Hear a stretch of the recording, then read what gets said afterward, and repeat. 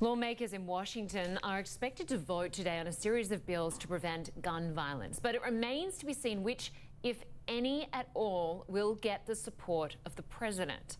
Here's a look now at the White House. It's a live shot. US President Trump, of course, making it clear which gun reforms he would like to see after a summer marked by deadly mass shootings.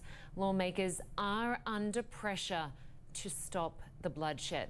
Well, a recent poll out today from the ABC and the Washington Post shows that a clear majority of Americans support background checks for all gun buyers. It's one move where Democrats and Republicans are united. Well, the massacre in Odessa, Texas demonstrates the dangers of guns sold without a background check. The shooter in Odessa could not legally own a firearm. He was prohibited because he had been declared mentally ill by a court and he failed a background check back in 2014. But that didn't stop him from getting a gun through a private sale where no background check is required. CNN's Griffin reports on how some Americans can buy guns, no questions asked. In many states, including Texas, guns are being sold with no background check required, sold in private sales or by repeat sellers called unlicensed gun dealers. And a CNN investigation earlier this year found dozens of criminal cases against alleged unlicensed dealers, some who sold hundreds of weapons without any background checks whatsoever, providing criminals, the mentally ill, and prohibited possessors with weapons. Many of these guns can be linked to violence across the country, to murders, assaults, armed robberies, suicide. A lot of the firearms that I have seen recovered in violent crimes have come through the hands of unlicensed dealers. Some get prosecuted. I would say most do not.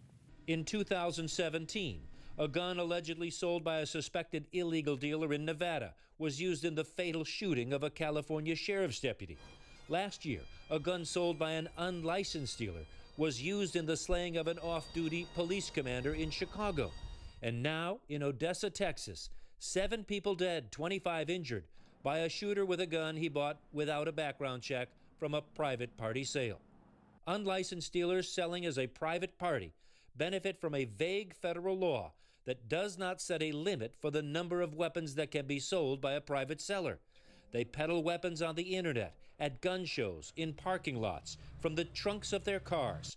Some boast of hassle-free, no paperwork deals.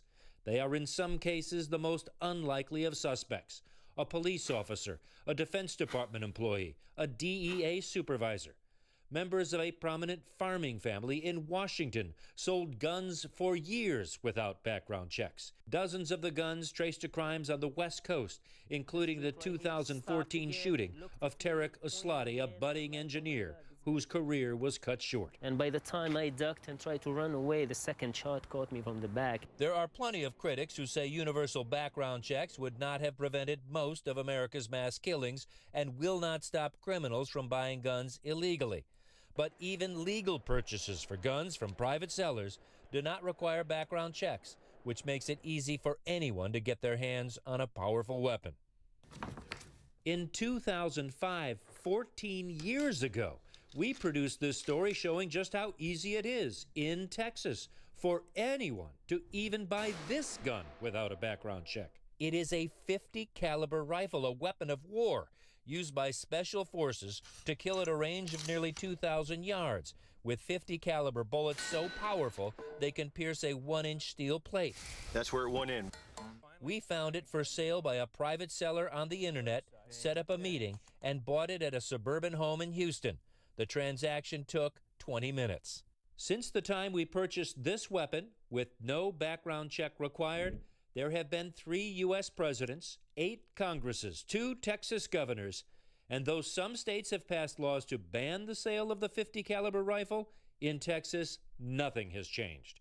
Criminals, drug dealers, the mentally ill can buy guns through private party sales, no questions asked. Why? U.S. Representative Peter King, a New York Republican, says his colleagues fear the NRA, who have spread fear, he says, that even a common-sense universal background check threatens the Second Amendment. We're not trying to take anybody's gun away unless you're a person with mental illness, unless you're a convicted felon. And yet there's a fear among, certainly within the Republican Party, that any attempt to regulate the sale of guns, the possession of guns, violates the Second Amendment and is the first step toward taking everyone's gun away. A universal background check will not stop all mass killings and will not stop criminals from buying guns illegally, but it will close the loophole on these unlicensed dealers selling guns by the hundreds without any background checks because of a very vague federal law. Drew Griffin, CNN, Atlanta. Thanks to Drew Griffin, and we will keep you updated as to what happens with those bills to end gun violence. Well, we're going to head to the Bahamas next. Aid and medical supplies are slowly starting to trickle in during the agonising wait for food, power and water after Hurricane Dorian. Plus, the bushfires in eastern Australia, why experts say this could be a sign of what's to come.